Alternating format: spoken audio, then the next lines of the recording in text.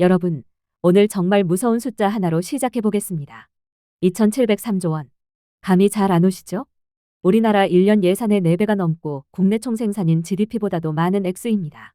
도대체 이 거대한 돈의 정체가 뭘까요? 바로 오늘 우리가 추적할 범인, 그림자 금융의 규모입니다.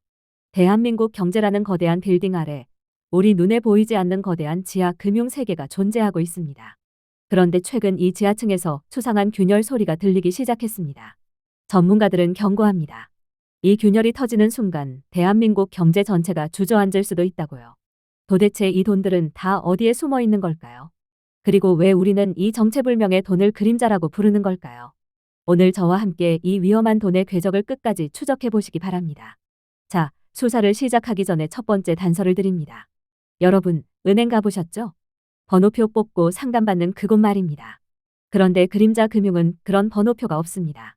그림자 금융이란 은행과 비슷한 역할을 하면서도 은행 수준의 엄격한 규제는 받지 않는 비은행 금융 시스템을 말합니다. 쉽게 말해 은행법이라는 법망을 교묘히 피해 다니며 돈놀이를 하는 모든 금융 상품과 기관을 통칭하는 용어죠. 여러분은 아마 나는 은행만 다니는데 나랑 무슨 상관이야? 라고 생각하실지도 모릅니다. 하지만 여러분이 가입한 증권사 CMA 통장, 퇴직연금으로 들어간 채권형 펀드, 심지어 요즘 유행하는 P2P 대출까지 이 모든 것이 그림자 금융의 그물망 안에 들어있습니다. 한국은행 자료에 따르면 우리나라 그림자 금융 규모는 지난 10년 사이 2배 이상 폭증했습니다. 특히 부동산 시장이 뜨거웠던 최근 몇 년 사이 그 몸집을 감당할 수 없을 정도로 불렸죠. 이제 두 번째 단서를 추적해 볼까요?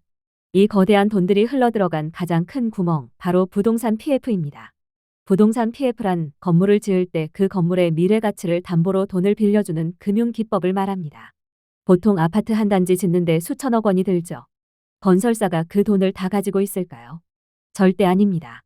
여기서 그림자 금융의 마법이 시작됩니다. 증권사, 저축은행, 보험사 같은 비은행 금융사들이 돈을 모아 건설사에 빌려줍니다. 그런데 여기서 도덕적 해이라는 아주 위험한 현상이 발생합니다. 도덕적 해이란 위험은 남에게 떠넘기고 자신은 이익만 챙기려는 무책임한 태도를 뜻합니다. 돈을 빌려주는 금융사는 수수료만 챙기면 그만이고 건설사는 분양만 성공하면 대박이니까요. 이 과정에서 사업의 위험성은 교묘하게 가려집니다. 실제로 국회 입법조사처 자료를 보면 최근 부동산 PF 연체율은 1년 만에 2배 이상 치솟았습니다. 특히 증권사의 PF 연체율은 무려 17%를 넘어서는 곳도 속출하고 있죠. 100만 원 빌려주면 17만 원은 못 받고 있다는 소리입니다. 자, 여기서 의문이 생깁니다. 이 위험한 돈의 파티에서 가장 많은 이득을 챙긴 건 누구일까요? 그 진실을 알기 위해 이제 돈의 흐름을 한 단계씩 분해해 보겠습니다. 가상의 1,000억 원 규모 부동산 개발 사업이 있다고 가정해보죠. 이 돈이 어떻게 찢겨나가는지 여러분이 직접 보셔야 합니다. 먼저 시행사가 사업권만 따내고 가져가는 기획 수수료가 약 5%인 50억 원입니다. 그 다음 돈을 끌어와준 증권사가 주관 수수료로 약 3%인 30억 원을 즉시 떼갑니다. 여기에 각종 법률 자문비와 회계 비용으로 10억 원이 빠집니다. 사업을 보증해준 신용평가사와 신탁사가 또 20억 원을 가져가죠. 자, 여기까지 벌써 110억 원이 사라졌습니다. 삽 한 번 뜨기도 전에요. 남은 돈으로 땅 사고 건물 짓는데 원자재 가격 상승으로 공사비가 20%만 올라도 이 사업은 바로 적자로 돌아섭니다. 결국 1,000억 원짜리 프로젝트를 해서 금융사들은 앉아서 수십억 원을 벌어가지만 실제 건물을 짓는 현장과 투자한 개인들은 한 푼도 못 건질 위기에 처하는 구조인 겁니다. 여기서 우리가 주목해야 할 세 번째 단서는 만기불일치입니다. 만기불일치란 빌려준 돈을 돌려받는 시점과 내가 빌린 돈을 갚아야 하는 시점이 서로 맞지 않는 상태를 말합니다. 그림자 금융의 핵심적인 취약점이죠. 예를 들어보겠습니다. 증권사는 여러분에게 언제든 찾을 수 있는 단기 상품으로 돈을 모읍니다.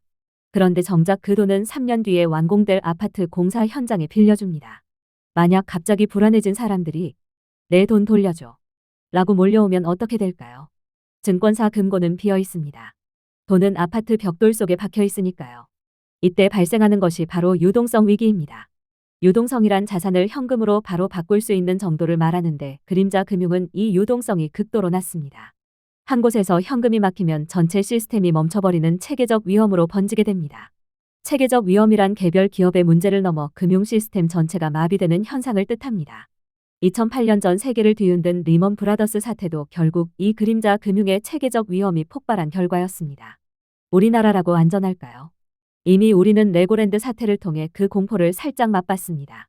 지자체가 보증한 돈도 못 믿겠다며 시장이 얼어붙자 단 하루 만에 수조 원의 자금이 증발하듯 사라졌던 그 기억을 잊어서는 안 됩니다. 이제 주변을 한번 둘러보겠습니다. 여러분 주변에 이런 분들 꼭 한두 명씩 계실 겁니다. 평생 모은 퇴직금 2억 원을 은행보다 이자 2% 더 준다 는 말에 증권사 파생 상품에 넣으신 김씨 아저씨, 혹은 수익률 10% 보장 이라는 광고를 보고 P2P 대출에 500만 원을 투자한 자취생 박씨. 이분들은 자신이 그림자 금융의 최전선에 서 있다는 사실조차 모릅니다.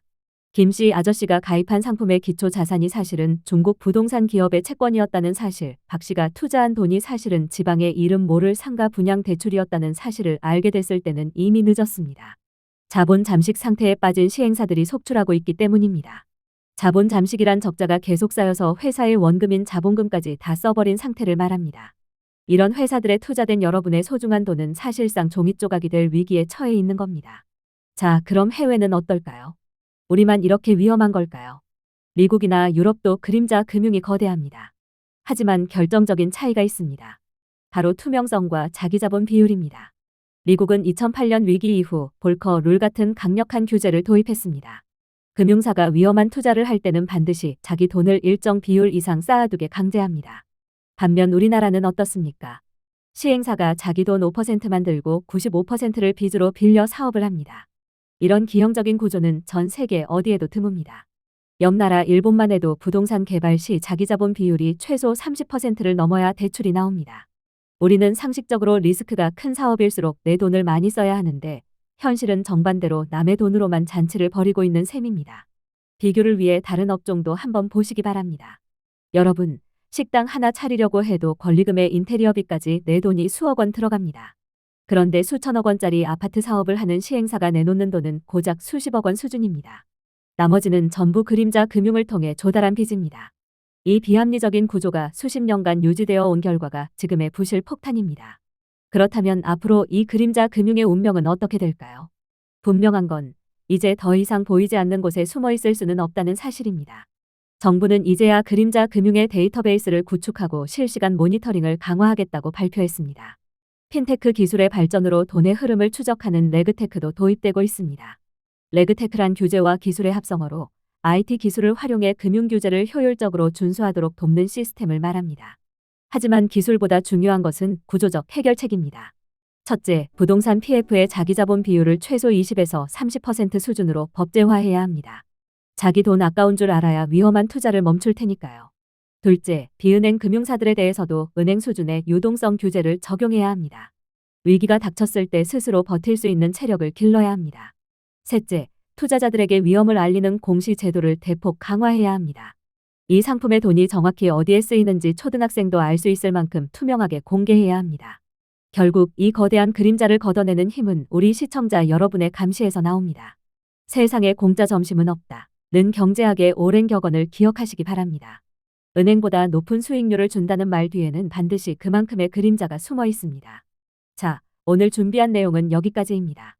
여러분은 우리 경제의 시한폭탄이라 불리는 이 그림자 금융에 대해 어떻게 생각하시나요? 과연 정부의 대책이 이 거대한 괴물을 잠재울 수 있을까요? 아니면 결국 터지고 말까요? 여러분의 날카로운 의견을 댓글로 들려주시기 바랍니다.